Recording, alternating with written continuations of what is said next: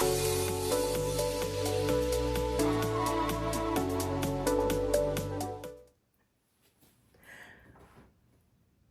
wow.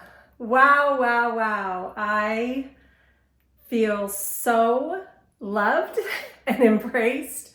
My welcome onto YouTube was more than I could have ever imagined or expected at all. Thank you so much for all of you who have started to watch, who have subscribed, and the comments. I mean, it's one thing for me to like a video and to subscribe to someone's channel, but to take the effort to actually comment on their video, it's just next level. It just means that I'm buying in, and I'm so grateful to all of you who left the beautiful comments and have started amazing conversations. And I don't know, I'm just overwhelmed and so grateful, and mostly grateful that this is resonating. I know that I really enjoy watching other artists in their element and in their spaces. So I'm glad that you're coming along with me on my journey as I figure all of this out too. Today's video is not something that was planned. Obviously, with how well everything went so far, I started to get into my head a little bit and was like, okay, the next video just has to hit, it has to land. And I just was overthinking it. And then I had a whole list of video ideas. I was trying to figure out what would keep the momentum going. And then on Friday, my son Dimitri and his sweet girlfriend Olivia came home for the weekend, and they asked if they could paint with me in my studio. I was overjoyed. I was a little too excited about it. And obviously, I just jumped on it. I jumped on it and said, let's go, let's do this, and let's actually make it a piece that will hang in Olivia's apartment at college. And so we got a fresh new canvas out, and I just walked them through my process. And we had so much fun. We had music playing. We played on the canvas. You'll see them in the footage get their hands just covered in paint, and they really understood the assignment about play, and they went all out. And so I was so proud of them, and what they ended up with, or what we ended up with, because I sure did jump in there and play with them, was a really beautiful piece, a really beautiful piece.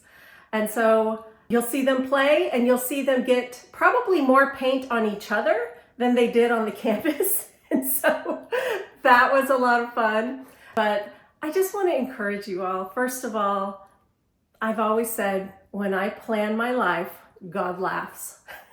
And I was trying to plan my life last week, and then I was trying to plan this YouTube channel, which just isn't going to work well for me. So I'm going to have to just go with the flow, and life gave me such a gift in these kids wanting to spend some time with me in my studio. It's the first time ever, and I don't know, I was just so grateful, so grateful. It was a really fun time of bonding and connection with them. So the whole reason I said in my first video, my first YouTube video for me starting this channel, was to connect with others. And so not only am I connecting here in my home with my children and their people, but I'm connecting with you all on this channel. And that's what I set out to do. And it's already happening in such a beautiful way. I truly feel the support, the love, the camaraderie, and that's just priceless. It's really priceless. It's worth, there are no amount of likes and subscribers that can take the place of connection. So I am so grateful. I'm grateful for my family. I'm grateful for you all. And I'm grateful for this channel. Now that there's this place for me to go and share. At the end of the video, you will see where we had played on that canvas, and there's a lot of paint on that canvas, and then I refine it.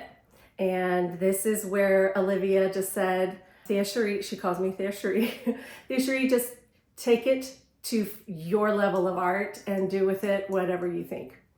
And so I didn't want to kill the spirit, kill the soul of the painting, because it was so playful and so young, and kind of sticky sweet in the color palettes that they chose. But I wanted to integrate my voice and kind of follow the 4 pillars that I've learned from Jody King, and that is values, color cohesion, composition, and voice of the artist. So when I stepped back and looked at all of the components of that piece and started to apply what I've learned, it really did end up being a beautiful piece.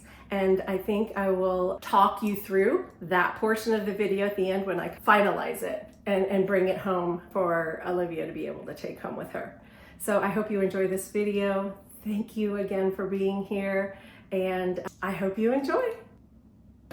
Hey guys, so this is me containing my excitement because my kiddos, this is Dimitri and Olivia. They want to paint with me. So I'm just gonna video and we're gonna paint, we're gonna have fun. No thinking allowed, only fun allowed. Okay, so let's see what happens.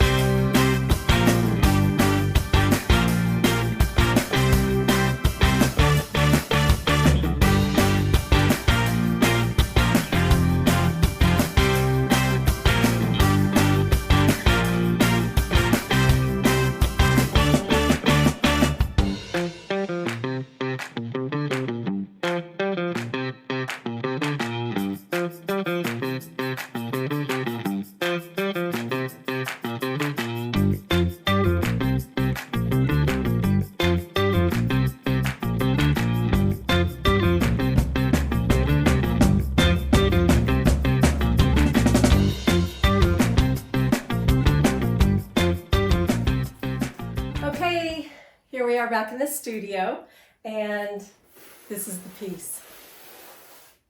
It's so sweet, and it's really beautiful. It's really beautiful. And as I'm sure you've seen on the previous footage, they played a lot, they made a lot of mud with the paint, but they sure got tactile with it, which is my favorite part, and I'm so glad they really jumped in and did that.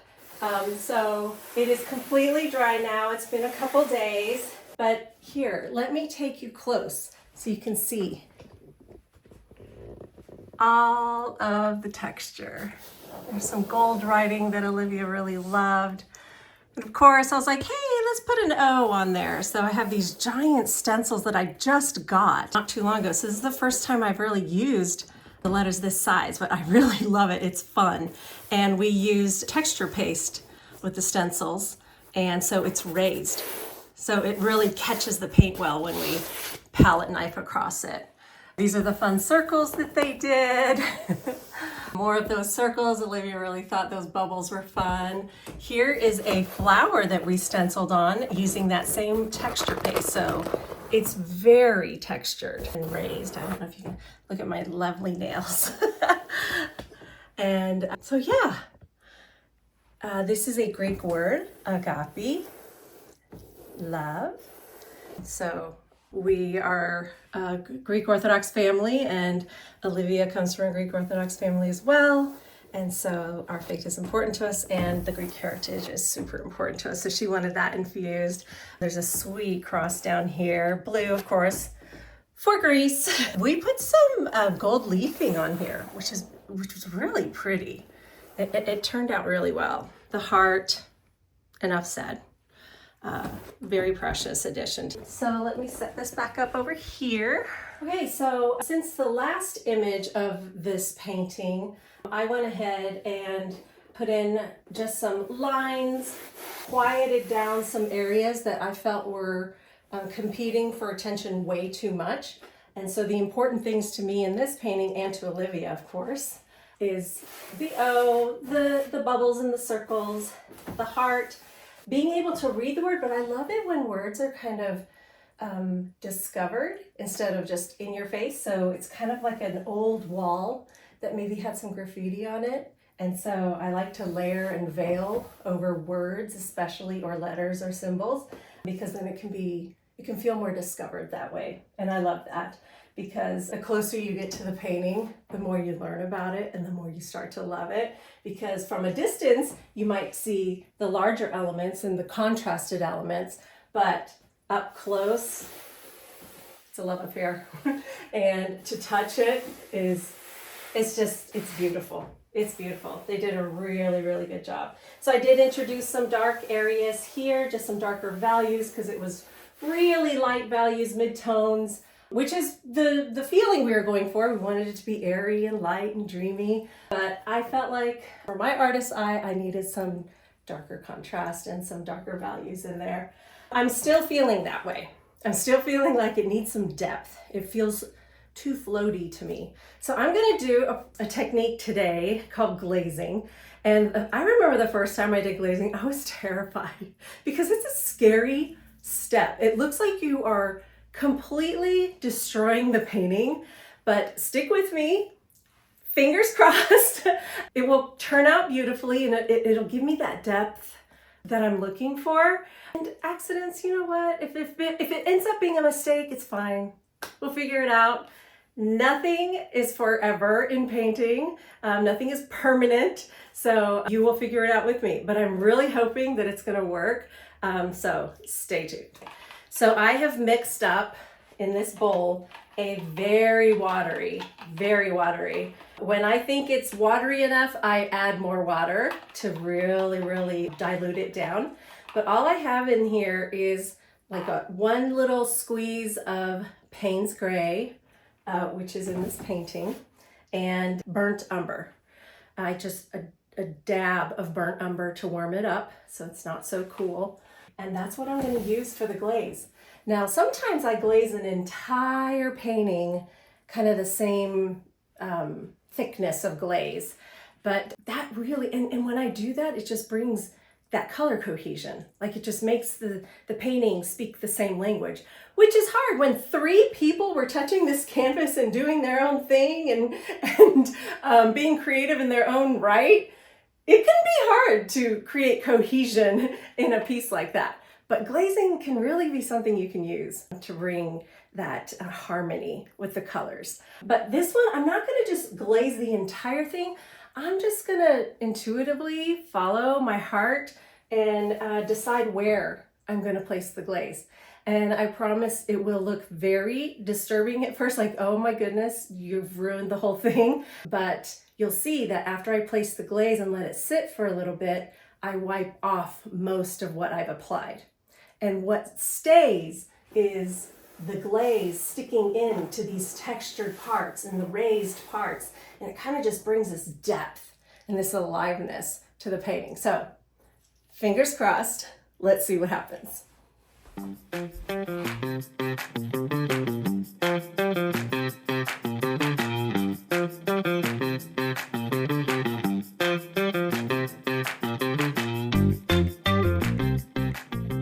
Okay, so that was the first pass, and guess what? I was not brave enough.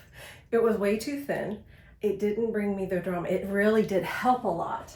I think it helped a lot, but it didn't bring me that drama that I wanted. So I'm gonna add a little bit more Payne's Gray and just a touch of that burnt umber, and keep going.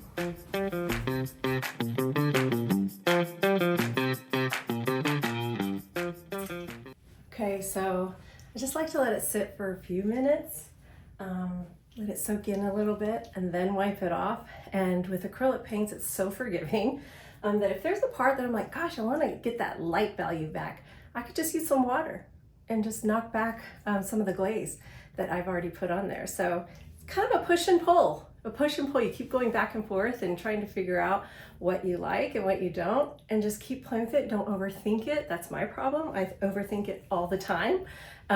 So try not to overthink it. Try to stay intuitive. Really try to just keep having fun while keeping an eye on what you really want to pop out and be a part of a strong composition, and what you kind of want to go backwards and be kind of the supporting role to the main characters of the painting. Okay,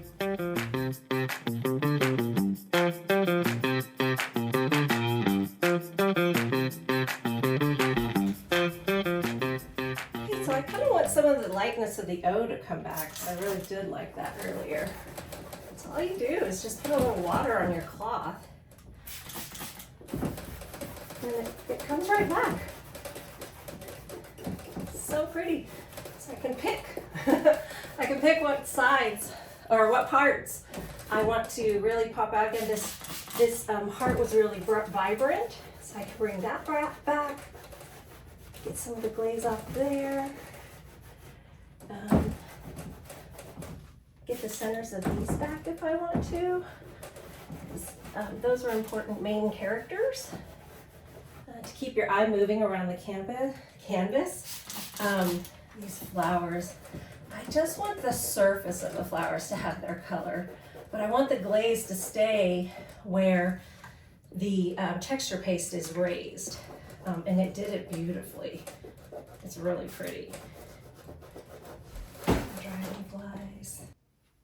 I really want this texture to be picked up. It's so interesting. I want a little more there, and then maybe over here.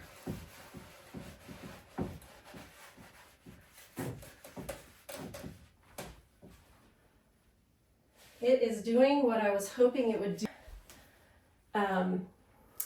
I have a love affair with graffiti. I don't know where that came from, but I love it. And I love to study graffiti walls and to see the history there. And they're grungy, patinaed, they're peeled back, they're cracked. It's the texture, it's the story. And I really feel like when I when I come into a city with a lot of graffiti, like our beautiful city, Portland, has really amazing graffiti throughout the city. And one of my favorite cities is Brooklyn. That place is like an outdoor museum when I go there and look at their graffiti. I feel like it's the soul of the communities. It's the heartbeat of the people. It's really the common thread that kind of moves through the community. So I love studying graffiti, and I love having elements of it because I'm not a graffiti artist. Maybe one day I will go and be an intern for one of the graffiti artists here in our city. But I love to bring elements of that into these paintings that I do here in my studio. And so like this one is a prime example. It was kind of sweet and sticky and light and flowery and now it's getting a little grunge. And I love that. I love the grunge that's coming. So I'm gonna see if I can, there we go. Now it's picking it up. That was a lot better. That was a lot better. It just needed another pass of that glaze. So it did its job. So good. So I think the contrast of some light areas with the really grungy areas will be perfect. We'll bring a really good balance of differences, because that's what makes things beautiful, are the differences. When you see something beautiful, whether it's a flower or someone's outfit, look at it and study it and realize that you're loving it because there's contrast, there's differences. And so I really pay attention to that, because in a flower, it's because God knows, I mean, he like created the whole color wheel. He knows what a complementary color is, what a contrasting color is. And so when you look at a flower, you'll see all the rules of color theory at play. And it's so beautiful. You'll see a blue with, magenta with that green leaf that's so gorgeous against it.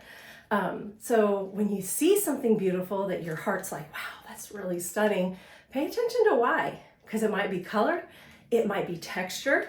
Someone could be wearing like a leather jacket. This is what I love, leather jacket, very structured. And then a flowy, like tulle skirt with combat boots. Like that's a beautiful outfit to me. But it's the differences that make it interesting and really beautiful. So that's what I'm going for here, is differences to highlight the beautiful parts that Olivia really likes, and then me as an artist, when I'm finishing a piece, I need to like it, I need to love it, and step back and say, yes, that's exactly what I was going for. I'm gonna work on a few more areas here, lighten them up. Sometimes I'll leave the drips, because the water will cut through that glaze and leave, see these drips? The drip marks are coming through, which I love too, which I really love. So, I'll come up here, do this orange back up. It is stunning. It's exactly what I was hoping it would do. This glaze did its job. It did its job. I'm gonna let this drip a little here. Oh, I love it. Like I said, there's no mistakes. It's just following your intuition, reacting, doing it, stepping back and looking at it and saying, okay, that was a little too much or not enough. I need to push it a little more. Oh, too much, pushed it way too much, bring it back. And it's just a dance. And that's what I love about creativity. There's really no rules as far as how far you can go or how muted it has to be. It's just all what's inside and what's trying to come out. Because honestly, this was nowhere in my mind. I had no idea that this would be the outcome of this canvas when you saw us starting, and I wrote the word fun, and I think I wrote loose down here. I had no idea where this was going to go at all. But look what comes out when you just follow your heart and follow your intuition. And so this, I'm just always amazed. Every time I'm amazed at what the outcome is. And this is no different. This amazes me. It's so different from anything I've ever done, which makes sense because it was a collaboration with two 20-year-olds who were more interested in throwing paint at each other than actually paying attention to what they were painting. But it's so beautiful because their energy is on this canvas and my energy is on this canvas, and it was a time of connection and joy. And so I think that just really reflects that.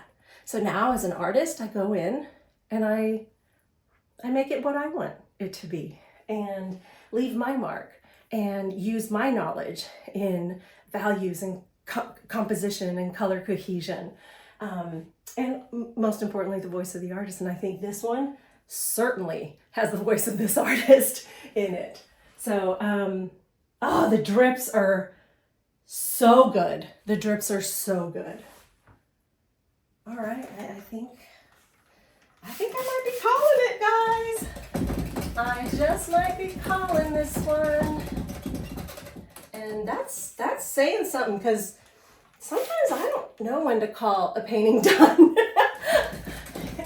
It is the challenge in every artist's life, I think, especially abstract art. You just don't know when something is done.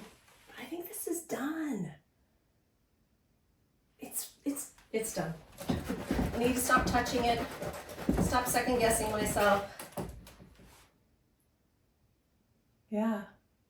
Okay, I will bring you close again so you can see the amazing texture and all the places the little glaze sank into all the cracks and where the raised areas were from the texture paste.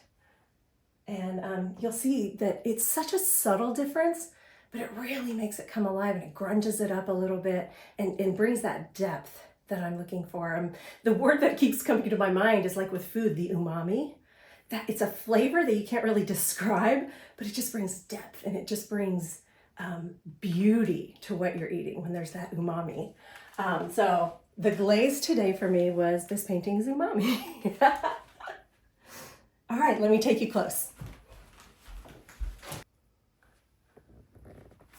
just what it did here on the O. It sunk into all the cracks. So it's in there, and then this part here, it really brought it out without making it obvious. It just made it a little bit more noticeable.